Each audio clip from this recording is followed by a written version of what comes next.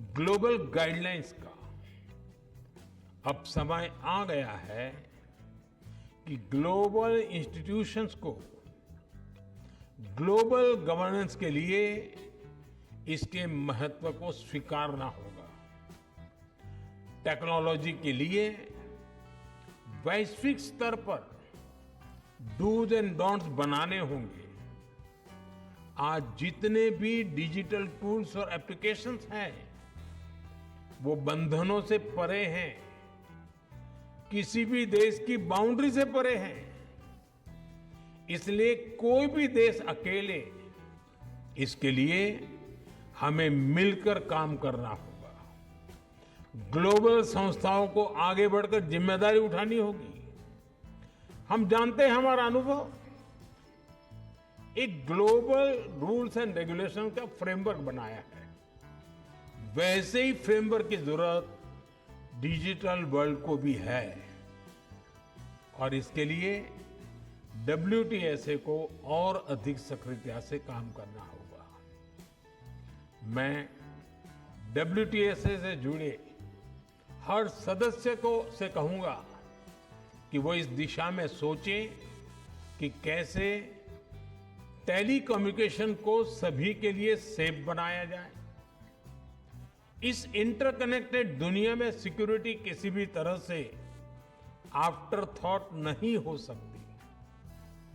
भारत के data protection act और national cyber security strategy एक सेफ डिजिटल इकोसिस्टम बनाने के प्रति हमारे कमिटमेंट को दिखाते हैं। आप एथिकल AI और डेटा प्राइवेसी के ऐसे ग्लोबल स्टैंडर्ड्स बनाएं जो अलग अलग देशों की डाइवर्सिटी का भी सम्मान करें। साथियों, ये बहुत जरूरी है कि आज के इस टेक्नोलॉजिकल रिवॉल्यूशन में हम टेक्नोलॉजी को ह्यूमन सेंट्रिक डायमेंशन देने का निरंतर प्रयास करें।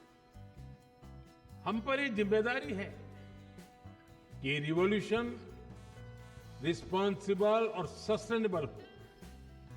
आज हम जो भी स्टैंडर्ड सेट करेंगे उससे हमारे भविष्य की दिशा तय होगी। इसलिए अब डायरेक्ट सेलिंग को MLM नहीं कहा जाता है। डिग्निटी और इक्विटी के प्रिंसिपल्स हमारी चर्चा के केंद्र में होने चाहिए। हमारा मकसद होना चाहिए कि कोई देश, कोई रीजन और कोई कम्युनिटी इस डिजिटल युग में पीछे न रह जाए। हमें सुनिश्चित करना होगा हमारा भविष्य टेक्निकली स्ट्रांग भी हो और एथिकली साउंड भी हो। हमारे भविष्य में इनोवेशन भी हो, इंक्लूजन भी हो।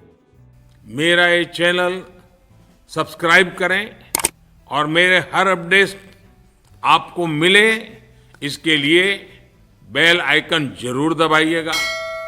आप सभी को मेरी ढेर सारी शुभकामनाएं। क्योंकि उनका मुझ पर विशेष स्नेह रहता है। ये जो रामलाल श्यामलाल का व्यापार है, यदि हमारे मन में एक कल्पना हो ना साहब, इस रामलाल श्यामलाल को खत्म करना पड़ेगा, यह आप पक्का मान लो। नरेंद्र मोदी जी के शासन में रामलाल श्यामलाल तो नहीं चलेगा। दूसरा, अगर आप अपने को अपग्रेड नहीं करेंगे, मॉडर्नाइज नहीं करेंगे, डिजिटलाइज नहीं करेंगे, आप टेक्नोलॉजी के साथ नहीं चलेंगे तो दौड़ में आप पीछे रह जाएंगे। फिर वो लोग दौड़ में आगे आएंगे जो जिनके पास टेक्नोलॉजी है, जिनके पास रिसोर्सेज है, जिनकी डीप पॉकेट्स है। तो कल फिर ये ना कहें कि क्योंकि हम कुछ नहीं कर रहे, दूसरा आ गया और हम इसी बात की शिकायत करते रहेंगे। हमने बाकी ई-कॉमर्स के सेक्टर में हम लोगों ने जहां बड़ी कंपनियों को हमने निशाना बनाया, तो ये सब हम कैट के लोग हैं और डायरेक्ट सेलिंग को हम अपना पार्ट मानते हैं। और मैंने तो बार बार मंत्रालय की मीटिंगों में भी पिछले 4-5 साल से मैं लगातार कह रहा हूं कि रिटेल ट्रेड के 4 वर्टिकल हैं। एक वर्टिकल कॉर्पोरेट रिटेल है, एक वर्टिकल हम है जो मेन लाइन है, एक वर्टिकल ई-कॉमर्स है और एक वर्टिकल उसका डायरेक्ट सेलिंग है। तो इसी नाते से हम सब लोगों ने मिलकर के काम किया है और आज मैं इस बात को कह सकता हूं कि डायरेक्ट सेलिंग को जो रिकॉग्निशन मिलनी चाहिए थी वो अब धीरे धीरे माननीय प्रधानमंत्री नरेंद्र मोदी जी के आग्रह के बाद अब वो मिलनी शुरू हो गई है। डायरेक्ट सेलिंग की पॉलिसी बन गई है, डायरेक्ट सेलिंग के रूल्स बन गए हैं और जो एक्ट पार्लियामेंट में आया था जिसमें डायरेक्ट सेलिंग को एमएलएम के साथ जो इनिशियल जो आया उसमें एमएलएम के साथ जोड़ा गया। लेकिन मैं धन्यवाद करता हूं माननीय गृह मंत्री श्री अमित शाह जी का कि पार्लियामेंट में बिल आने के बाद अमित शाह जी के इंटरवेंशन के बाद वो डिस्टिंक्शन उन्होंने खत्म कर दी और अब डायरेक्ट सेलिंग को एमएलएम नहीं माना जाता है। तो ये इंडस्ट्री में सभी लोगों ने बहुत काम किया है।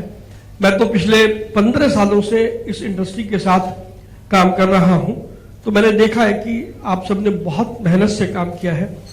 एक बात जरूर थी जो मैंने आज से 1.5-2 साल पहले कहा था, जब रोहित सिंह जी जो उस वक्त हमारे कंज्यूमर अफेयर्स मिनिस्ट्री के सेक्रेटरी थे, मैंने कहा था कि सरकार की मदद चाहिए तो आपको पहले परसेप्शन बदलना पड़ेगा।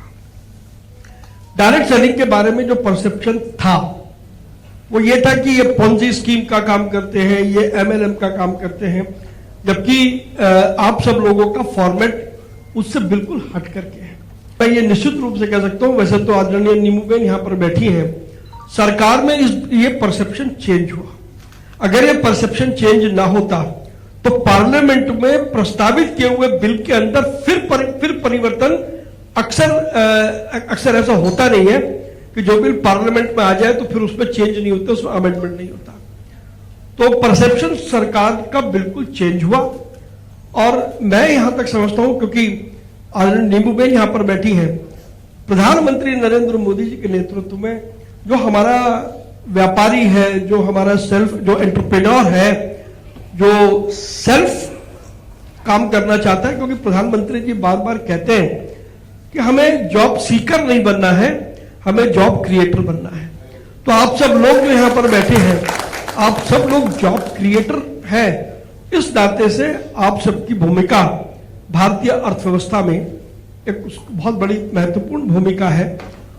कंसल्टेशन लगातार सरकार करती आई है और ये बड़ा चेंज, सुरेंद्र बंस जी यहां बैठे हैं, राजीव गुप्ता जी यहां बैठे हैं, 2014 से पहले कंसल्टेशन नहीं होती थी, लेकिन 2014 से जब से नरेंद्र मोदी जी की सरकार आई है कंसल्टेशन के दौर हुए हैं। और डायरेक्ट सेलिंग के बारे में मुझे मालूम है 10-10 बार आप सब लोगों से बातचीत सरकार ने उस वक्त की। मैं तब आपके साथ था, अब मैं आज भी आपके साथ हूं, बट तब मैं टेबल के उस तरफ था, अब मैं टेबल के उस तरफ भी हूं और टेबल के इस तरफ भी हूं। तो मैं कोई अपनी सरकार का बखान नहीं कर रहा, ये इतिहास है, ये रिकॉर्ड है, क्योंकि मैं लगातार पिछले 35 सालों से व्यापारियों की समस्या उठाता रहा हूं। मैंने देखा है कि 2014 से पहले कंसल्टेशन होती नहीं थी और मंत्री से समय मांगो तो समय नहीं मिलता था, लेकिन 2014 के बाद व्यापारियों के साथ लगातार कंसल्टेशन हुई है। एक एक विषय पर सरकार ने दिल खोल करके कंसल्टेशन की है और अगर वो ना किया होता तो डायरेक्ट सेलिंग के रूल्स नहीं आते।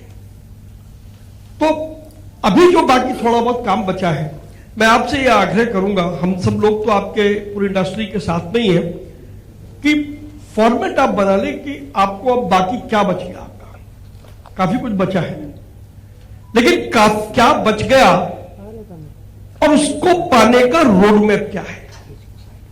जब तक हम ये नहीं बनाएंगे तो हम हवा में लाठी घुमाते रहेंगे, हाथ में कुछ आना जाना नहीं है। तो मैं निश्चित रूप से आपको ये कह सकता हूं कि इसको करने के लिए आप सब लोग सक्षम हैं। आप कोई भी रोड मैप बनाए, हम सब लोग आपके साथ पूरी मजबूती से पहले भी थे, आज भी हैं और कल भी रहने वाले हैं।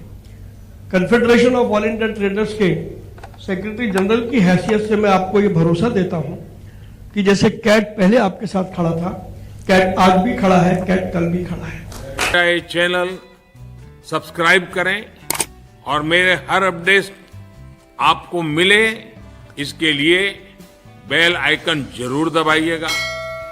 आप सभी को मेरी ढेर सारी शुभकामनाएं। दोस्तों, अगर आप एक नेटवर्कर हैं तो खुशी से झूम उठेंगे इस वीडियो से। भारत सरकार ने एक ऐसा चीज लेकर आया है जिसका आप वर्षों से इंतजार कर रहे थे। वो चीज फाइनली 2024 में आ चुका है। जिस इंडस्ट्री के बारे में लोग नाम लेने से कतराते थे, नाम लेने से डरते थे, वैसी चीज को अब भारत सरकार भी भाई गाइडलाइन जारी कर चुकी है। बड़े बड़े न्यूज चैनल वाले भी इस चीज को कवर कर रहे हैं। नमस्कार दोस्तों, मेरा नाम दिनेश पंड्या है। दोस्तों, हम आपको ऐसा चीज दिखाने वाले हैं जिससे आपका बिजनेस चलेगा नहीं बल्कि दौड़ेगा, और दौड़ेगा नहीं बल्कि उड़ेगा भी। जी हाँ, आपने सही सुना। दोस्तों, चैनल पर नए आए होंगे, चैनल को अभी सब्सक्राइब कर लीजिएगा, बेल आइकन को प्रेस कर दीजिएगा और अपनी कंपनी का नाम लिखकर जरूर बताएं आप कौन सी डायरेक्ट सेलिंग कंपनी में काम करते हैं। अगर आपको अपनी कंपनी पर गर्व है तो कमेंट बॉक्स में जरूर लिखिएगा। दोस्तों, अगर आप इस वीडियो को किसी को भी भेजेंगे, वो कभी आपको मना नहीं करेगा आपके साथ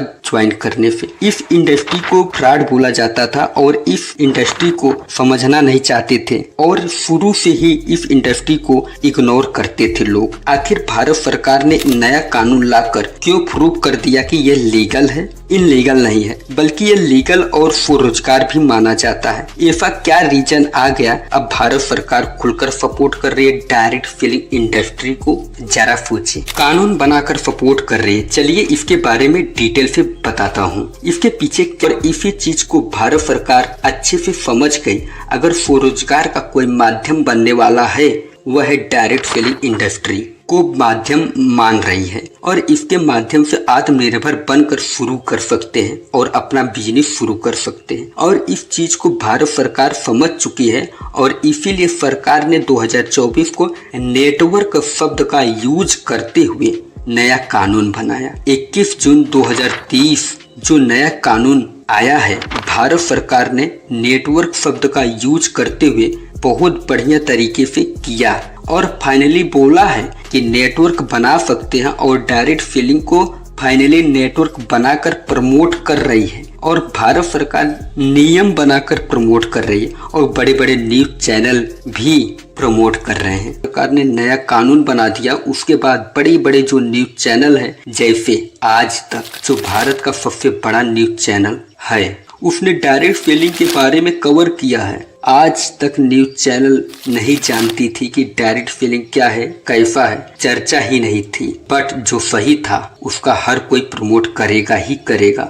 दोस्तों, ये वीडियो आपको कैसी लगी कमेंट बॉक्स में जरूर लिखकर बताएं। Thank you very much. Wish you all the best. Thanks for watching.